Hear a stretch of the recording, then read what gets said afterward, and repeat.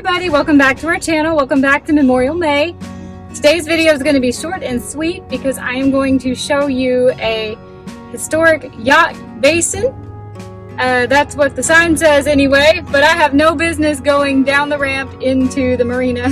So we're going to be looking at it from the road and giving you a really short, really cute history on the Gallie Yacht Basin, I believe is what it's called. Let's go check this out. We are in the community of Gallie again today, just over the bridge from where I live on the Barrier Islands. Today we are in search of a historical marker noting the location of the Gallie Yacht Basin, but we're not actually going to walk onto the property because it is still in use today. The Gallie Yacht Club derives its name from the town where it began.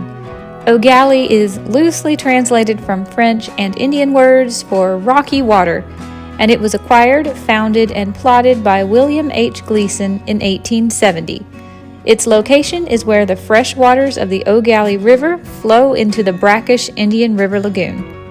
This area proved to be a good hurricane hole with access to traveling and trading up and down the Indian River. This basin was the terminus of a steamboat line back in the days long before the Florida Railroad system ever reached Gallie. The original Gallie Yacht Basin was established by a man named Aaron Bennett in 1896. His place was considered the best and safest deep water harbor along Florida's east coast. Thus, Gallie, which later became part of the town of Melbourne, became known as the Harbor City. The Kentucky Military Institute moved its winter headquarters and school to Gallie in 1904. The town continued to grow, and boating became a major activity. A local yacht club was started in 1907. The first Commodore was George Pattison, and 3 years later, the Pattison family deeded the property fronting the Gallie River to the club.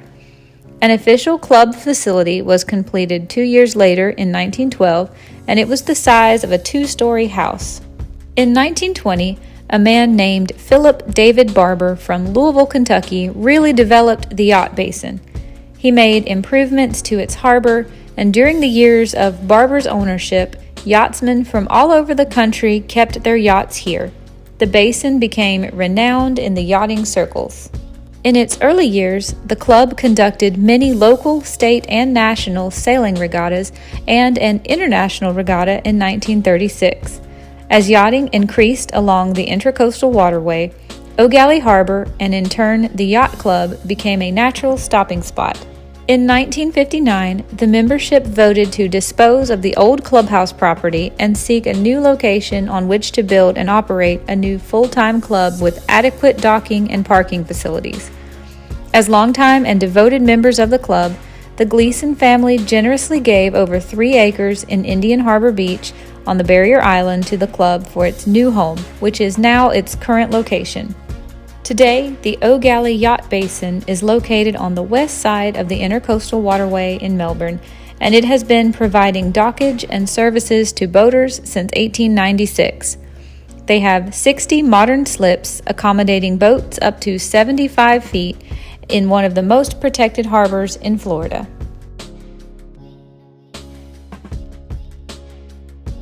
Alright, I hope you enjoyed this video. It was short and sweet, but as you can see, it is a gorgeous day here in Florida, and everyone is down there having a great time getting on their beautiful boats. So I felt like I needed to make myself scarce. That was tough though. I mean, I have my sun hat with me and everything. Boy, I would love to go out on one of those awesome boats. I know this one's kind of short and sweet. There's not a lot to say, but the Kentucky connection made me want to put it in this series because probably everybody knows by now Michael is from Kentucky, so that just makes this video a little extra fun for me. Alright guys, I'll see you another day in another adventure. Hope you're enjoying the series. I sure am. See you later.